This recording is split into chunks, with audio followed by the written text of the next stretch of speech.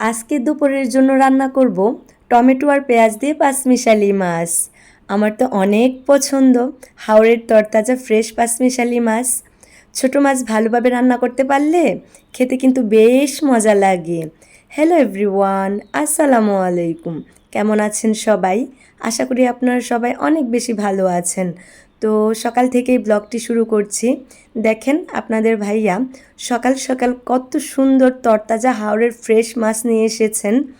সেই সাথে টুকিটাকি বাজার কচুরমুখী করলা কলার থোড় নিয়ে এসেছেন। এইদিকে আমার কাজের আপা মাছগুলোকে কেটে নিচ্ছেন।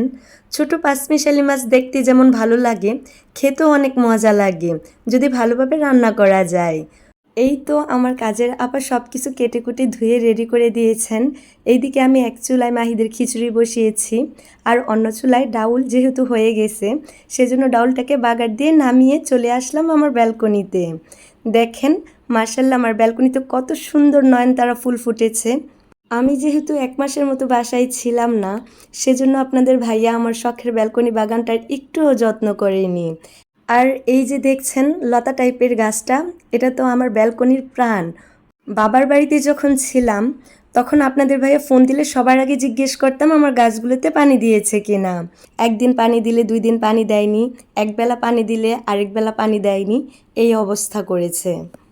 বাসা থেকে যাওয়ার আগে মরিচ গাছগুলো কত সুন্দর ছিল, অনেক মরিচ পেড়ে ফ্রিজে রেখেও গিয়েছিলাম। আর এখন দেখেন সব মরিচ গাছ পানির অভাবে কেমন হয়ে গেছে। একটা মরিচ গাছ তো মারাও গেছে। বাকি মরিচ গাছগুলোর প্রতিটা পাতায় সাদামাছি বাসা বেঁধেছে, ডিম পেড়েছে। তাই মরিচ গাছের সব পাতা ফেলে দিয়েছি। শখের যে কোনো জিনিসই দেখবেন সবার আগে নষ্ট হয়ে যায়। যাই হোক, এই তো দুপুরের জন্য রান্না বসিয়েছি। যেহেতু টমেটো আর পেঁয়াজ দিয়ে পাঁচমিশালি মাছ রান্না করব, সেজন্য কড়াইতে তেল দিয়ে তার মধ্যে পেঁয়াজ কুচি অ্যাড করে এই তো পেঁয়াজ কুচিকে একটু ভালোভাবে নেড়েচেড়ে ভেজে নিচ্ছি। একটু লালচে হলে তারপর এর মধ্যে সব ধরনের মশলা অ্যাড করব। ছোট সময়ে এই পাঁচমিশালি মাছ একদমই পছন্দ করতাম না। সিলেটে এসে কেন জানি এই ছোট মাছ খেতে অনেক ভালো লাগে।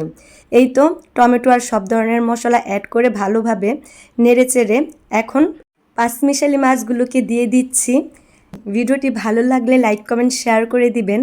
আর আমার ভিডিওটি যদি প্রথম দেখে থাকেন তাহলে লাইক ফলো বা সাবস্ক্রাইব করে পাশে থাকবেন। এরপর মাছগুলো যেন ভেঙে না যায় সেজন্য হালকা করে মাছগুলোকে নেড়ে চেড়ে কষিয়ে নিয়ে এর মধ্যে পানি দিয়ে দিলাম, যাতে করে মাছগুলো সেদ্ধ হয়ে যায়। এই তো মাছগুলো সেদ্ধ হয়ে গেলেই তরকারিটা নামিয়ে নিব। আজকে এ পর্যন্তই। ভালো থাকবেন সবাই আর আমাদের জন্য দোয়া করবেন। আল্লাহ হাফেজ।